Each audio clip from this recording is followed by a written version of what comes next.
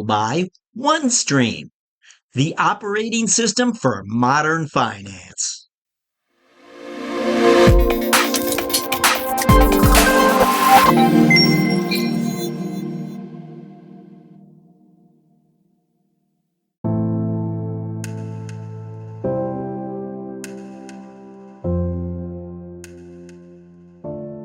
Hi, it's Jack Sweeney. Welcome to our special AI 20 episode, where we'll be discussing our 20 leading CFOs of AI report.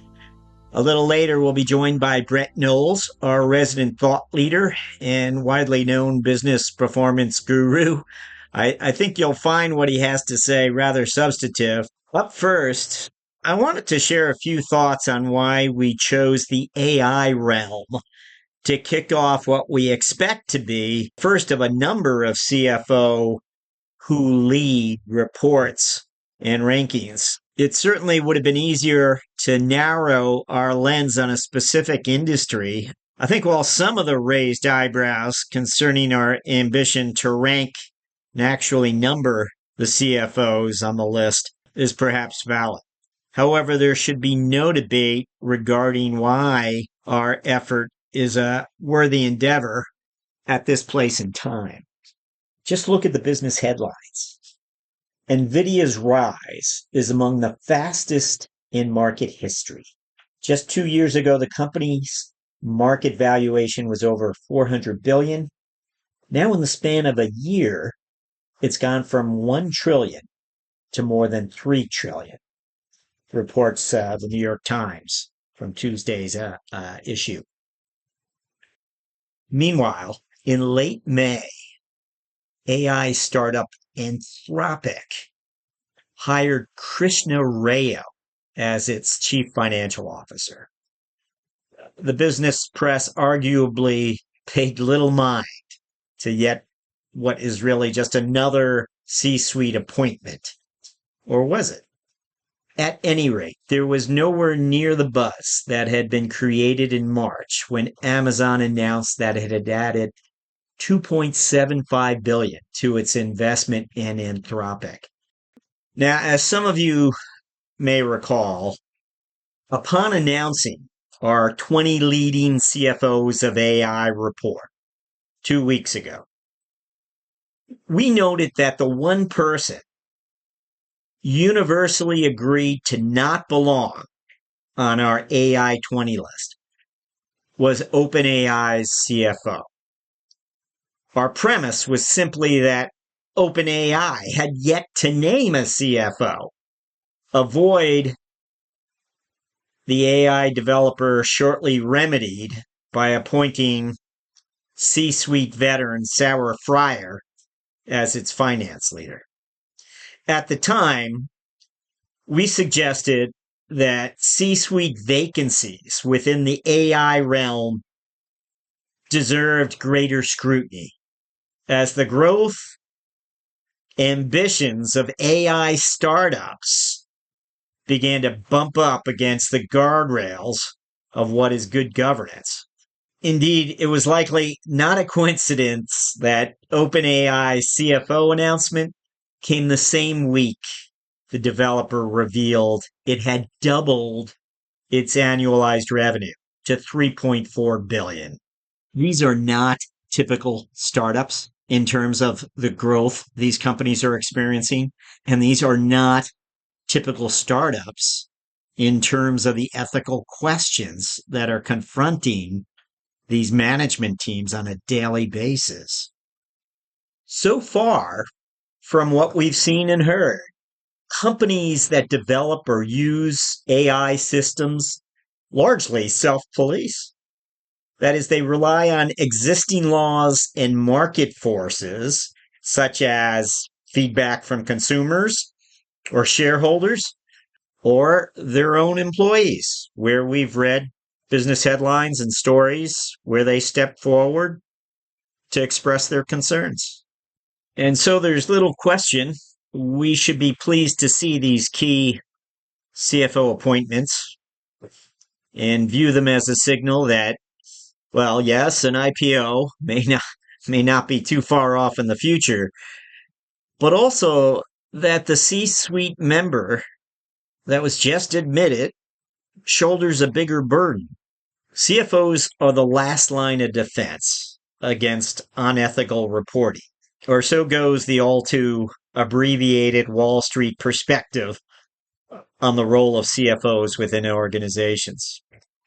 However, as AI begins to take on a bigger decision making role in more and more industries, CFOs cannot sit back and forfeit to their C suite peers or even machines what is indisputably theirs, the ethical guardianship of their organizations.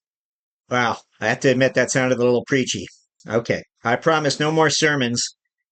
We will take a look at our AI 20 with thought leader Brett Knowles after this. The following is a paid advertisement. I've had the chance to chat with over 1,000 CFOs in my career, and I know businesses are constantly looking for finance to do more. But a lot of finance teams feel like they're stuck on a treadmill, struggling to access data they can trust, much less move the business forward. That's why there's OneStream, the only enterprise finance platform that unifies all financial and operational data so you can report and plan with confidence, and powers every decision with AI so you can plan faster and forecast with accuracy, all on one platform that extends to meet your needs today and prepares you for whatever comes next. OneStream, uniquely unified, AI powered, infinitely extensible. So you can go beyond reporting on the past and start to take finance further.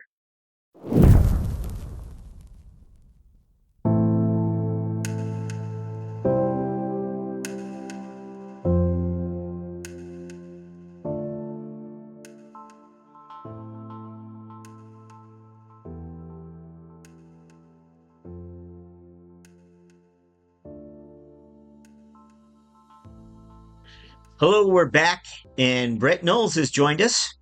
Together, we'll be discussing our AI 20, otherwise known as the 20 Leading CFOs of AI report. And I want to share up front here some of what the report looks at, which is their career backgrounds of the 20 leading CFOs of AI. We considered a number of items. Naturally, the companies they were appointed by made no small impression on us. And I should also say back in February, we kicked off things with a listener survey to first identify who were some of the key candidates. We then conducted first person interviews with a variety of the CFOs, and of course, relied on some aggregation of information across the web. Now, the report tracks and highlights the career milestones and accomplishments of the 20. And I think what makes the report and ranking important is that at this place in time, it reveals something about CFO leadership and these executives who will be responsible for governance within these highly dynamic companies. And Brett, I just want to begin just with a snapshot of Krishna Rao's career. As I mentioned earlier, Krishna was appointed CFO of Anthropic in late May. Now, Krishna Rao kicked off his professional career as a Bain and Company consultant, and very often those CFOs that began in consulting often later have a reputation for being dynamic leaders. I don't think anybody would argue that point, at least in the interviews that we've done. After 3 years, Rao returns to school, not for an MBA, but a law degree. He receives a Yale law degree, but instead of joining a law firm, he joins Blackstone, where he gets involved in some of the M&A activities inside the retail sector. But in the year 2015, he leaves Blackstone to join Airbnb. He'll play a leadership role there as the company prepares to take the company public. It was a $3.7 billion IPO. And again, Rayo is sort of a senior FP&A executive at that time, director of FP&A. He helped draft the company's S1. And again, he spent 6 years there. So he's experiencing a lot of scaling, a lot of growth during that period for Airbnb. And he steps in eventually in 2021, I believe it is, into the CFO office at a company called Cedar. So all totaled, it was 16 years for him to find his way to the CFO office.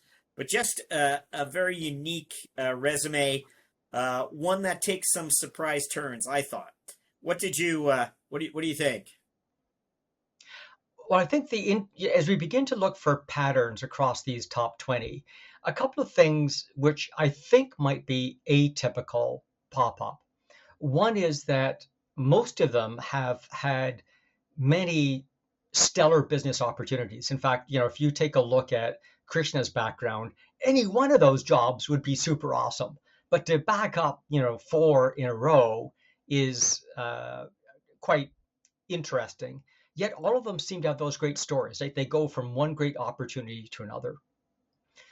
A second thing that we observe is that when they change, it's not changing inside the industry or changing inside the organization. In this example, he went from Bain to school to Blackstone to Airbnb. Like, those are major hops in this game of hopscotch. And so it's interesting, not only the position depth that these people have, but the industry depth they have by the time they get to AI. And that might be the common footprint, because if you don't have that depth, since AI demands that depth, then you're kind of going a bit sideways. The next thing I observed is it's interesting how many of them, like you pointed out here, have stopped their careers, gone back to school, and then gone back in the workforce. And again, I don't know on average if that's what all CFOs do, but in my limited experience, that's exceptional. I just want to jump back in the news for a minute to further validate what we've been up to here. I think the fact that OpenAI has made a CFO hire within weeks of Anthropic making its own CFO hire speaks to why our 20 leading CFO ranking is relevant. And that is to spotlight, in part, how governance is maturing in the realm of AI. And here are the people who are charged with governing these very dynamic organizations at this unique place in time. And that's really what we're doing. We're saying, look at these CFOs. They come from diverse backgrounds, some amazing experiences. The second reason I want to spotlight Sarah Fryer's background is to reveal how it does and doesn't resemble Krishna Rayo's. To begin with, just like Rayo, Fryer's path to the CFO office is only 16 years long, and she began as a management consultant. She wasn't a Bainey, she was a McKinseyite, where she spent 2 years before returning to grad school. She didn't get a law degree, but she got an MBA from Stanford. And from there, she spends the next 11 years as an investment banker at Goldman Sachs. She steps into the CFO office at Square from Goldman in 2012, where she'll remain for the next 6 years. Along the way, she adds just a string of different board seats, including one at Walmart. And she also has another chapter as a CEO of Nextdoor. Not a CFO, but the CEO of Nextdoor. Anyway, very unusual Well, certainly it is all remarkable. My point of these people all seem to have pretty stellar careers. Any one of her positions would make your standard CFO jealous, and those board positions. I think what's interesting is that board position, the number of these individuals that are also on boards is interesting. And I think that reflects on what we've already said in terms of people having these diverse and rich backgrounds. That also makes you an ideal board candidate, but also the exposure to those other boards is tremendously useful in bringing back to your full-time job. In other words, many of these tech companies and certainly AI are encountering the same issues, in this case about privacy and security and ethics and so on. Sitting on boards, getting exposure to their ideas and their decisions is super helpful to any of these executives that are now CFOs. And I'm sure that has to be something their employer appreciates, that they bring this depth in career, but also depth in exposure through their board positions. It's interesting that OpenAI has chosen to get a CFO after not having one for such a chunk of time. And up till now, the assumption was the Microsoft finance team is going to be supporting the business side of OpenAI. And so, again, these are just indications of the industry maturing and just finding its footing as it goes forward. So, Jack, what do you think in terms of the role of a CFO? Are they a more dominant player in setting the governance model for organizations, or are they merely the enforcer? Or maybe you feel they're not even in that governance equation. I think in a company like this that's bringing in the CFO for the first time, you're going to have a dedicated CFO. I think they should be very involved in governance because they'll need to make the necessary hires, including the legal counsel as well. I get the idea that you're pressing towards, which is just building bench strength.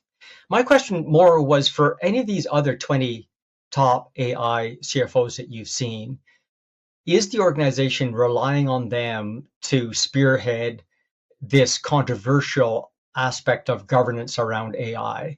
Or are they just another player at the executive table? Like, if not CFO, then who? I like the way you put that question. Are they just another executive at the conference table? The CFOs need to be at the conference table. They need to understand that AI is going to put some challenging questions before every part of the organization. Now, where are they sitting? Where are they sitting at the table? They have to be asking the right questions at the table, and they have to feel confident that yes, they should be asking those questions. AI is going to be taking over some of the decision making within companies.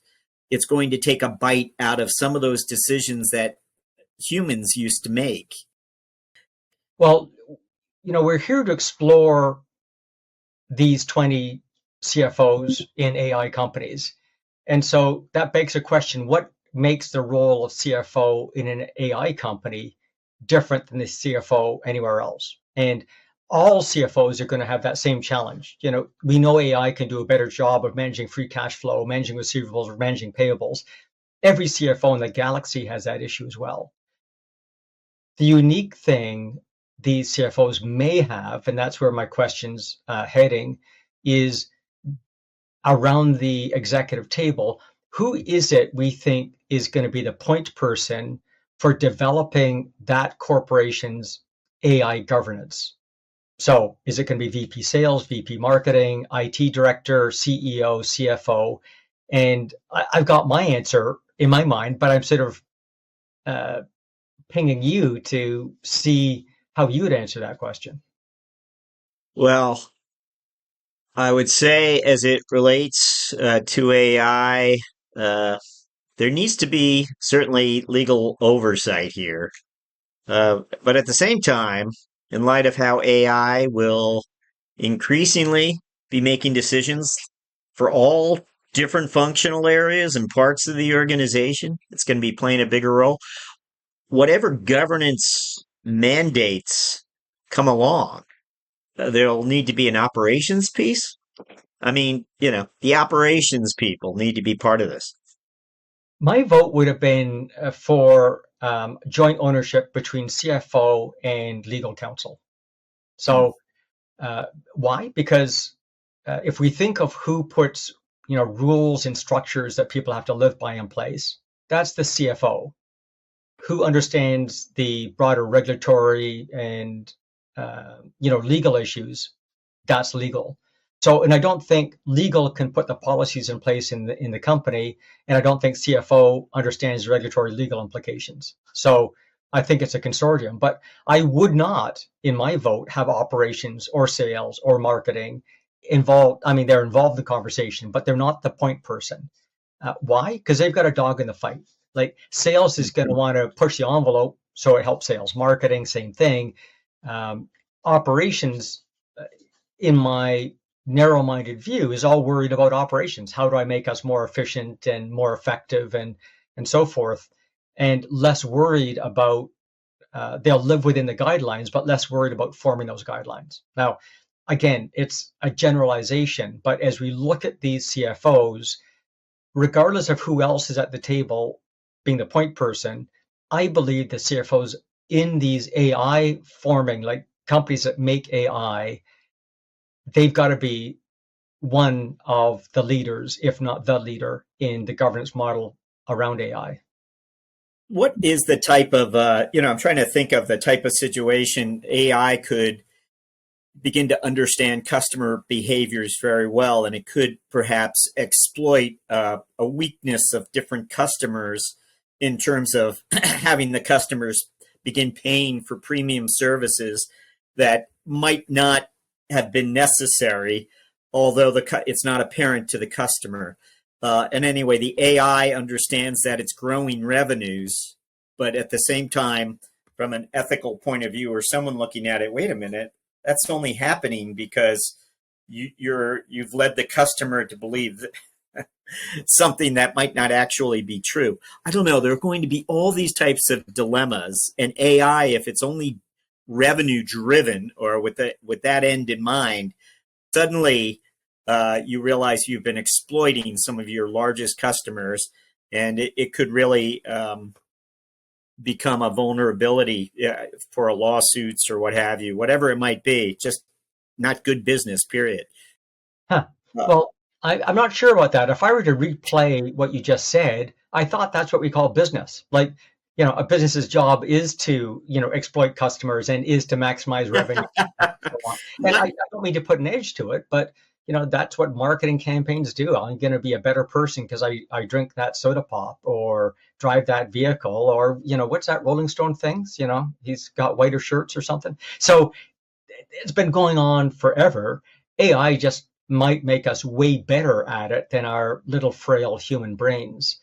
Now, well, I guess I was thinking of a darker nature. Yeah, and you just luckily your brain doesn't easily conjure up what those darker things would be. I knew that you're hunting around for some unethical behavior. Well, oh, you know what would be a good one? Y2K.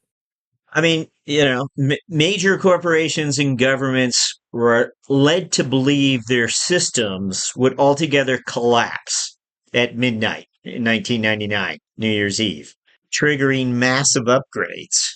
Hello, AI. Taking into consideration the vulnerabilities of human decision making, consider the current economic and political environment, and provide us with some scenarios, perhaps similar to Y2K, that would encourage our customers to upgrade sooner.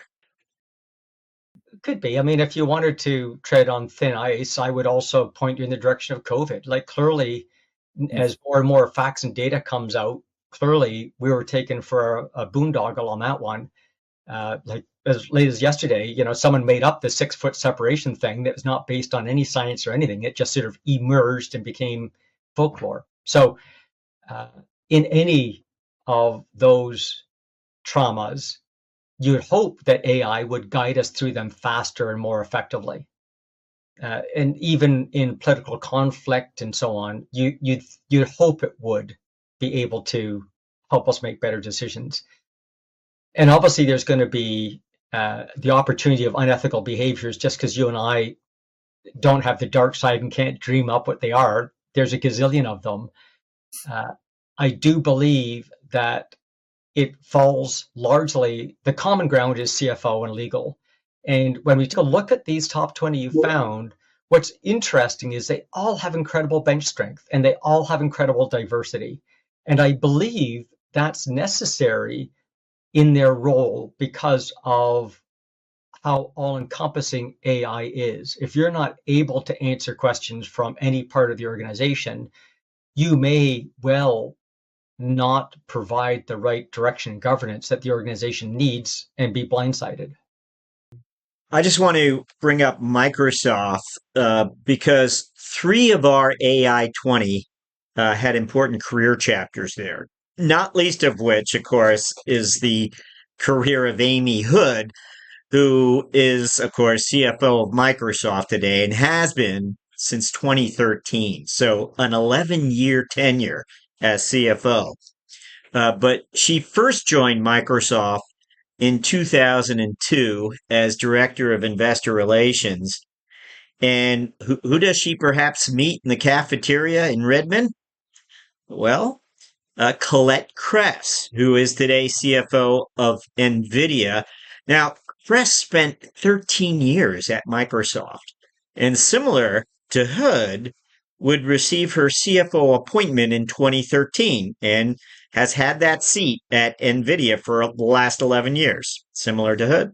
Also, worth mentioning, when Kress did leave Microsoft in 2010, she joined Cisco before going to NVIDIA. And for a 3-year stint as a senior finance executive there.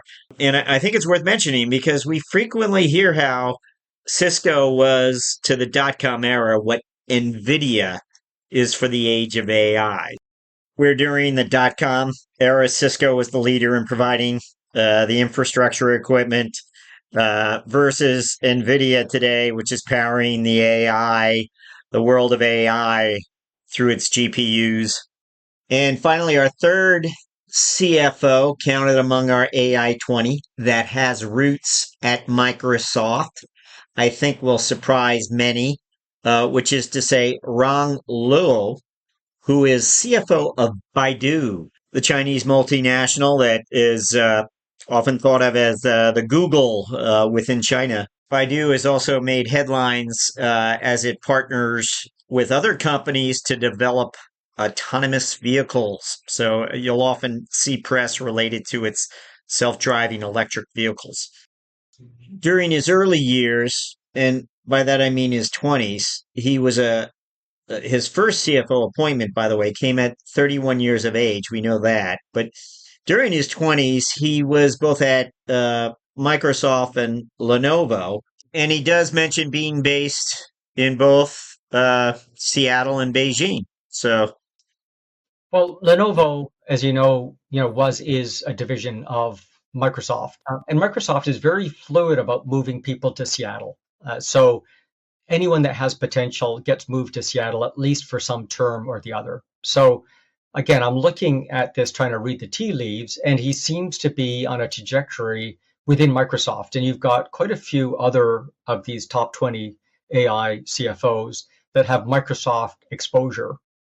But again, the common theme is he fell out of orbit in 2013 and went to very different opportunities. And so again, same story. A, taking a break in his career to do further education. B, a leapfrog career where any one of these opportunities would be awesome, but to be able to back them up. In hockey, we call that a hat trick, right? If you get 3 goals in a game, that's a hat trick. These guys all have hat tricks. I don't know what you call it when you get 4, but it's just amazing careers these are having. And the incredible bench strength we're seeing in these top 20 CFOs. before we wrap up, I wanted to see if you would mind offering a point of comparison between the dot-com era and what we're seeing with AI today.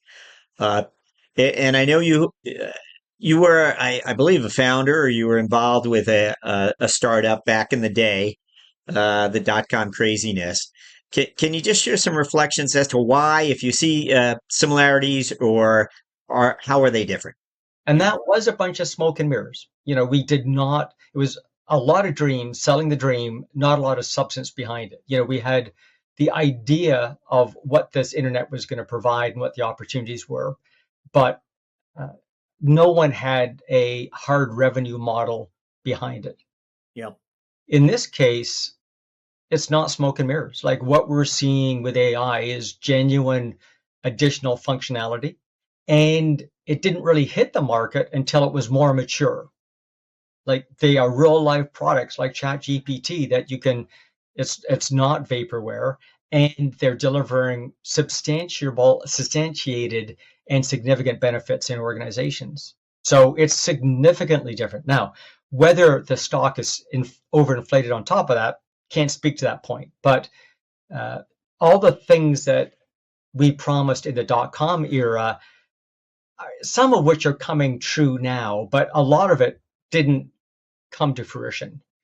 What's inside AI has already come to fruition, and we're just gambling not about whether it's going to exist or not, merely how far it's going to take us. So I don't see the parallel with the .com.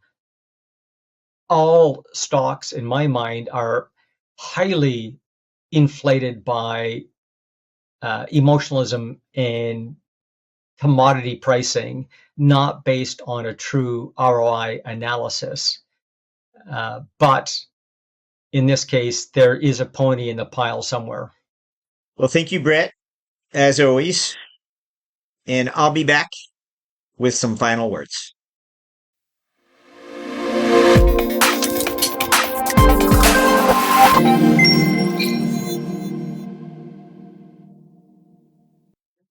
CFOs are about setting the right values and walking the talk of ethical behavior, wrote the late management thinker Jeremy Hope in his book, Reinventing the CFO. To its credit, Reinventing correctly foresaw the daunting ethical challenges that AI and machine learning technologies would pose to the C suite. In its way, the book sought to summon finance leaders to broaden their skill sets to better prepare for the upcoming storm. There's little question that AI has made landfall. Worldwide business spending on AI is expected to hit 184 billion annually in 2024 as the result of a constant drumbeat of news and views, such as about Nvidia's latest quarter, the growing prospect of a Databricks IPO. Virtually every big company now has multiple AI initiatives underway and counts the deployment of AI as integral to its future strategy.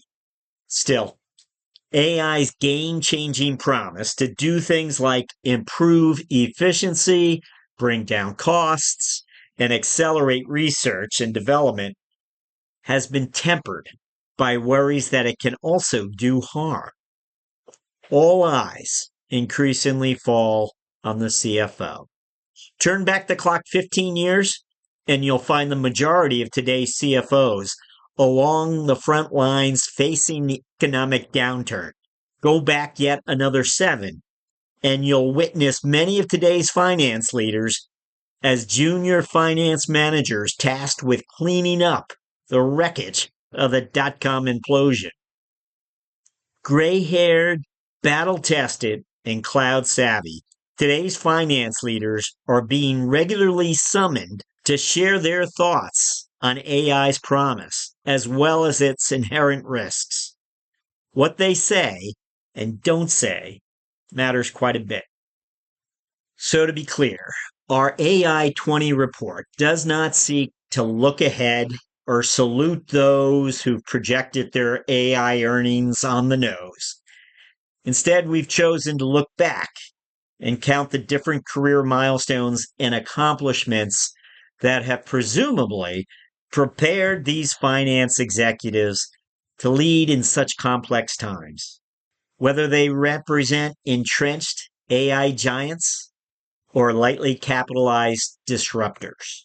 These 20 CFOs All sport resumes representing a long list of professional roles and responsibilities, to which they can now add ethical guardianship in the age of AI. For a copy of the report, visit CFOThoughtLeader.com and look under the CFOs Who Lead tab on our navbar. This is Jack Sweeney. Thank you for listening.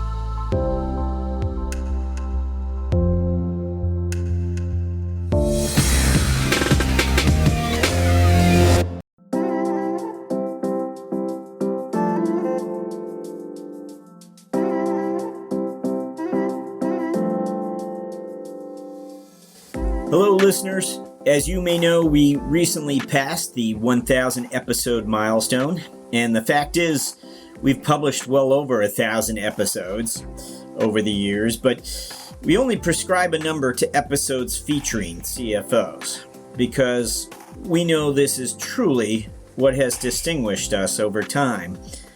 We're a platform dedicated to the people who actually occupy the CFO office. And to you, our listeners, who are very often seeking to better understand the roots of finance leadership. Well, it's with this in mind that we're pleased to announce the release of our new book titled The CFO 500, where we have profiled 500 of the more than 1,000 CFOs that have participated with us over the years. And you remember Siskel and Ebert, the movie guide? Leonard Moulton had his movie guide as well. Well, that's sort of the concept of what's inspired this volume, the CFO 500. Think of it as a reference volume where you can quickly thumb through the 500 one-page CFO profiles and cherry pick out the interviews that matter to you. How so? Well, each CFO page profile includes an individual QR code that allows you to instantly access the audio interview with the CFO that most intrigues you. Or maybe it's a particular industry. Just like that movie guide you used to reach to on a day when nothing much was going on, here's a way to quickly reference the interviews that matter most to you. The CFO 500 is now available for $29.95 and can only be purchased via CFOThoughtLeader.com. So visit us at CFOThoughtLeader.com. Thank you.